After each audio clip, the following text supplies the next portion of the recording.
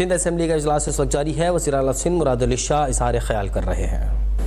جب سے وہ وزیر خارجہ تھے پاکستان کے، اس کے بعد پرائم منسٹر بنے،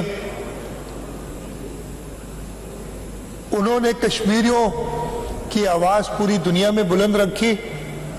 ہمیں ابھی بھی ان کے وہ الفاظ یاد ہیں کہ انہوں نے کہے تھے کہ میں کبھی نیند میں بھی کشمیر کے بارے میں غلطی نہیں کر سکتا.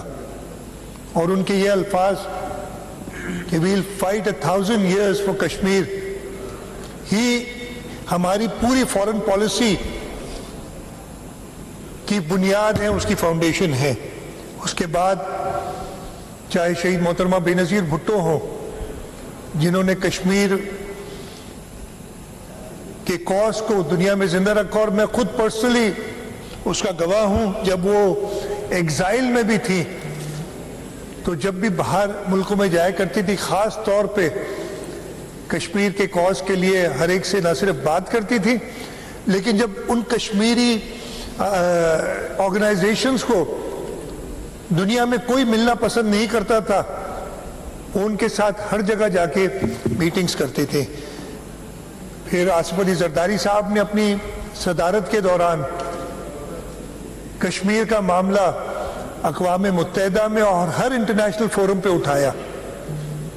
اور چیئرمین بلاول بھٹو زرداری جو فورن منسٹر تھے پاکستان کے، اس وقت خاص طور پہ انہوں نے ہر انٹرنیشنل فورم پہ کشمیریوں کی جدوجہد اور کشمیریوں کے لیے جو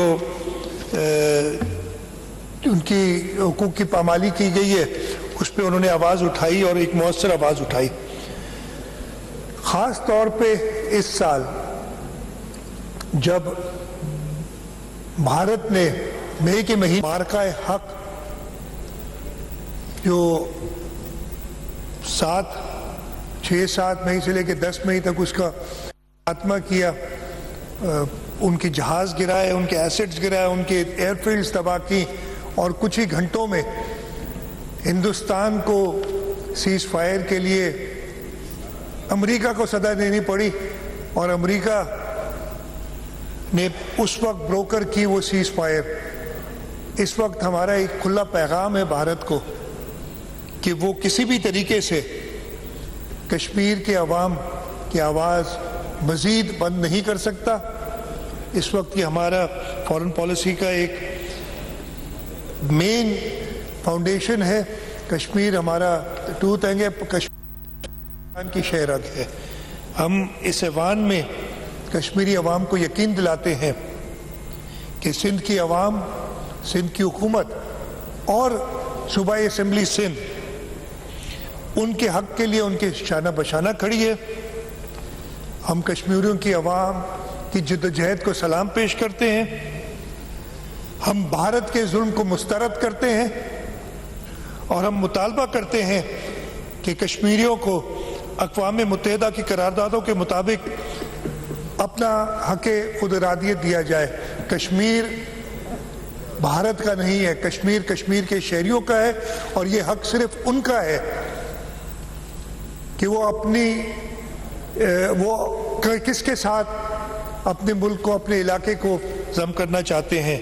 میں پوری امید کرتا ہوں کہ بھارت کو جو اس سال شکست ہوئی ہے جنگ میں، اس سے وہ سبق حاصل کرے گا، اور جو مظالم، خاص طور پہ وہ مظالم جو انہوں نے 5 اگست 2019 سے کشمیر میں شروع کیے ہیں، ان کی اپنی عوام ان کے خلاف آواز اٹھائے گی.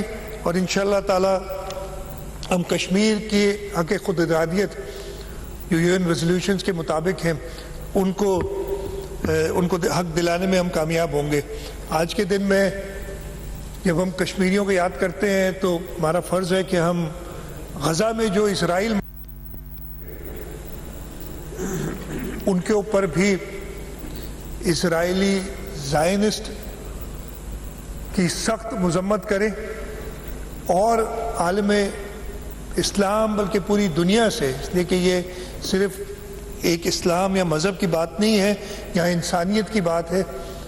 ہم پوری دنیا سے یہ شدید اپیل کریں کہ وہ جو مظالم اسرائیل غزہ میں ڈھا رہا ہے، اس کے خلاف